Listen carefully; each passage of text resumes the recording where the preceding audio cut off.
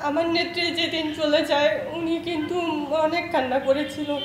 ওনার ওই কান্না দেখে ভিতর ফেটে যাচ্ছিল একদম। আমি আমি বললাম না, আমি পুরো পাগল ছিলাম। আমি পুরাই পাগল ছিলাম। 4 দিন আমার কোনো 3 দিন আমার খাবার নাই, ঘুম নাই, গোসল নাই, এক কাপড়ে ছিলাম। শুধু ওই চেহারাটা দেখেছে, উনি চোখ দিয়ে পানি পড়ছে, আমার নেত্রী কান্না করছে। ওইটা দেখে আমি আমি আমি ঠিক ছিলাম না। আমি অনেক কষ্ট পেয়েছি। আর আমি দেশের মানুষকে বলতে চাই, আপনারা যা হারিয়েছেন জীবনে, যাকে যেইভাবে অসম্মান করেছেন, এটা কখনো কোনোভাবেই পসিবল না। আমার নেত্রী ভালোবেসে মানুষকে ভালো রাখার জন্য কি না করেছে।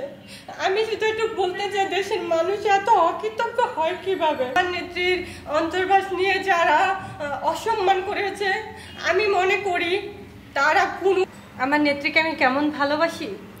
আমার নেত্রীকে আমার জীবনের চাইতে বেশি ভালোবাসি। আমি আমার নেত্রীর জন্য হাসতে হাসতে প্রাণ দিতে রাজি আছি। আমি এতটাই ভালোবাসি, কারণ আমার নেত্রীকে আমি আমার মায়ের জায়গায় রেখেছি। আর মাকে মানুষ কতটা ভালোবাসে, অনেক বেশি ভালোবাসে।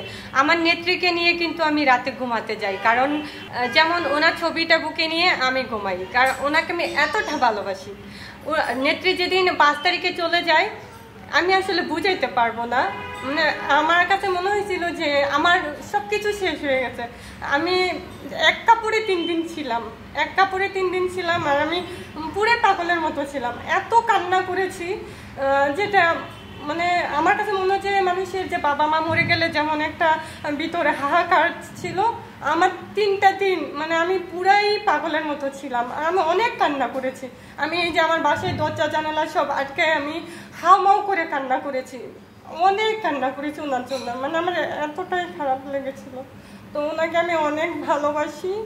আমার নেত্রীকে বলতে চাই, আপনি মন খারাপ করবেন না, আপনি অনেক বেশি ভালো থাকবেন, কারণ আপনি অনেক ভালো মানুষ। আপনার জন্য সারা বাংলাদেশের মানুষ আজকে চোখের পানি ফেলছে। আপনি যেদিন চলে গেছেন সেদিন থেকে আপনি যদি ভিডিওগুলো দেখেন, তখন বুঝতে পারবেন আমার প্রিয় নেত্রী, আমার প্রিয় জননী, আমার প্রিয় মা। আপনি বুঝতে পারবেন এই বাংলার মানুষ আপনাকে কতটা ভালোবাসে। আপনাকে আমার মতো করে আমরা অনেকেই ভালোবাসে। আর আপনাকে ভালোবাসে না কারা জানেন? যারা 71-এর যুদ্ধের সময় বিরোধিতা করেছিল, যেই রাজাকাররা, তারাই আপনাকে ভালোবাসে না। তাছাড়া বাংলার মানুষ আপনার জন্য চোখের পানি ফেলছে, আপনাকে ভালোবাসে। আমার মতো আমি যেমন বুকে নিয়ে আপনার ছবি আমি ঘুমাতে যাই, এমন অনেকেই আছে আমার কাছে মনে হয়, কারণ তাদের কান্না আমি দেখেছি। আমি আসলে বুঝাইতে পারবো না আমি আমার নেত্রীকে কতটা ভালোবাসি, আমার জীবনের চাইতেও বেশি ভালোবাসি।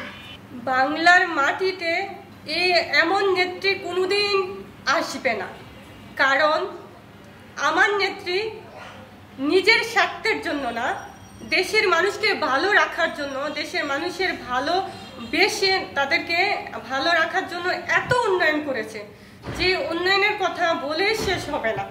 কারণ ওনার কি নাই, ওনার তো কোনো কিছু দরকার নাই। উনি তো শুধু এই দেশের মানুষের জন্যই এত কিছু করেছে।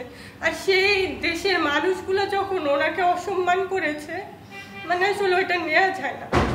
এটা অনেক আমি কি বলবো, আমি আসলে ভাষা হারিয়ে ফেলি আমার নেত্রী সম্পর্কে কথা বলতে গেলে।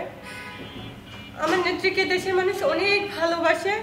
নেত্রী যেমন তার উজাড় করে সব কিছু, যেমন উনি বাংলাদেশটাকে বিশ্বের দরবারে তুলে ধরেছেন, বাংলাদেশের মানুষকে ভালোবেসে মানুষকে ভালো রেখে উনি থাকতে চেয়েছেন, আর কোনো কিছু না।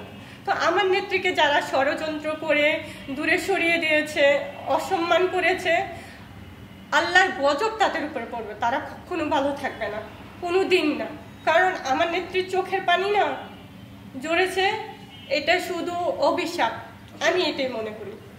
আমার নেত্রী যেদিন চলে যায় উনি কিন্তু অনেক কান্না করেছিল।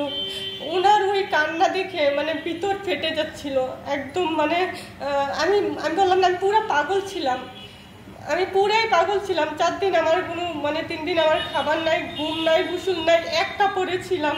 শুধু ওই চেহারাটা দেখেছে, উনি চোখ দিয়ে পানি পড়ছে, আমার নেত্রী কান্না করছে, ওইটা দেখে মানে আমি আমি আমি ঠিক ছিলাম না, আমি অনেক কষ্ট পেয়েছি।